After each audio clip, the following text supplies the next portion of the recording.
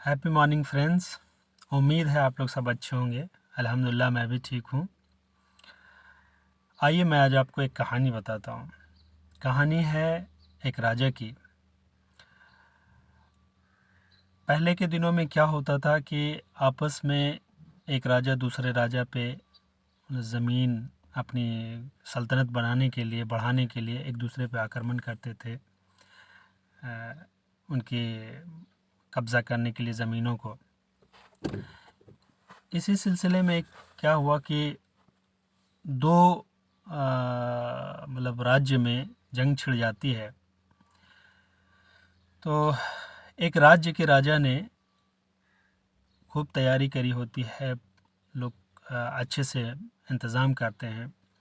और पहले क्या होता था, कोई भी शुभ काम या किसी तरीके का खास करके जंग या युद्ध का वक्त में उनके धर्मगुरु होते थे, है ना, उनसे बुला के मशवरा किया जाता था। तो राजा ने क्या किया, अपने धर्मगुरु को बुलाया और उनसे कह लीजिए दुआ आशीर्वाद जो भी लिया और बोला कि बाबा हमें कुछ ऐसी चीज़ बता दीजिए कि ताकि हम ज़िंदगी में कभी भी शिकस्त ना खाएं। तो उन्होंने एक पर्ची में कुछ लिख करके दिया और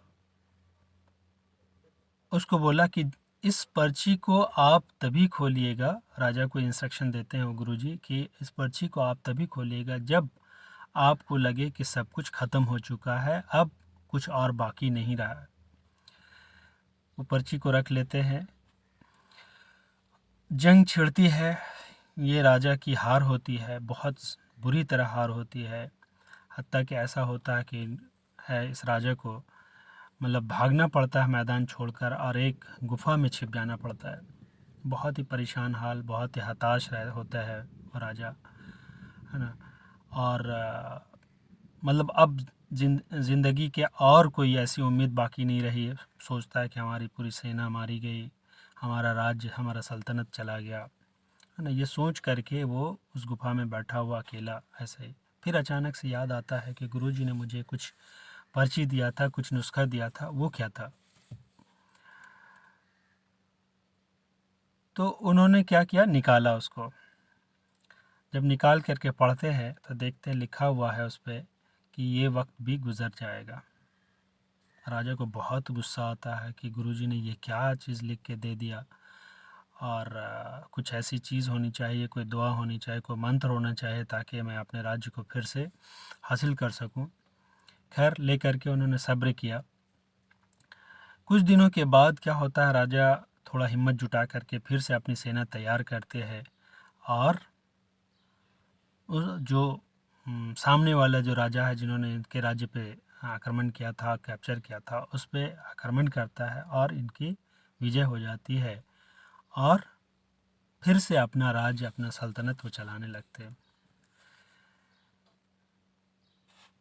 तो उनको उस गुरुजी की बात याद आती है कि गुरुजी ने सही बोला था कि ये वक्त भी गुजर जाएगा। मतलब क्या है दोस्तों, कहानी बताने का मकसद ये है कि चाहे कितना बड़ा दुख का भी दिन हो, चाहे आप बिल्कुल कुछ भी आपके सामने अंधकार दिख रहा हो, कुछ भी समझ नहीं आ रहा हो, यकीन जानिए कि हर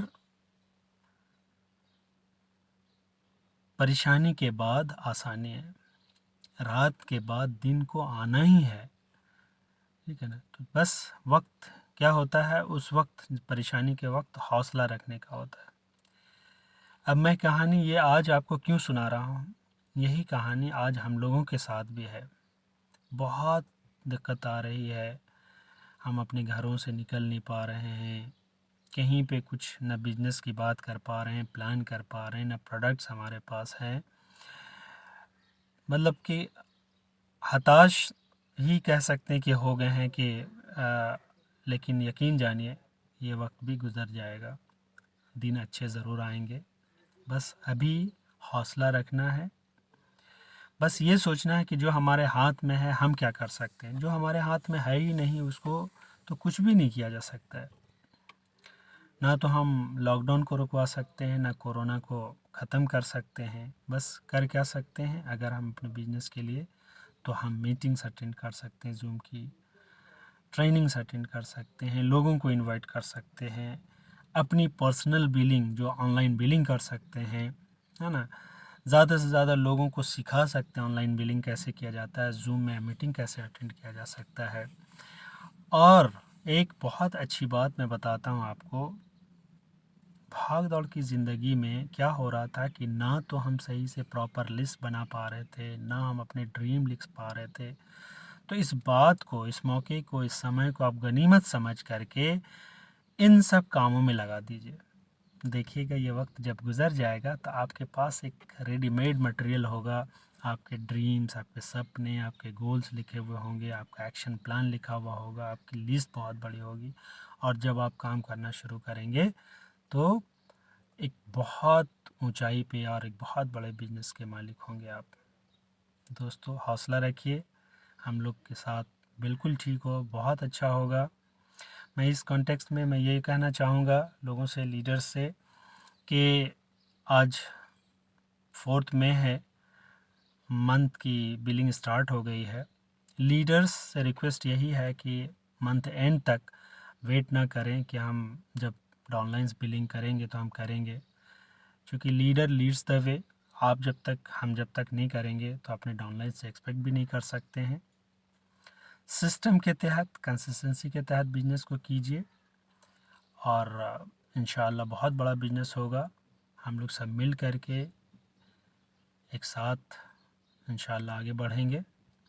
बस हौसला रखिए, ये वक्त भी गुज़र जाएगा, इंशाल्लाह बहुत अच्छा होगा।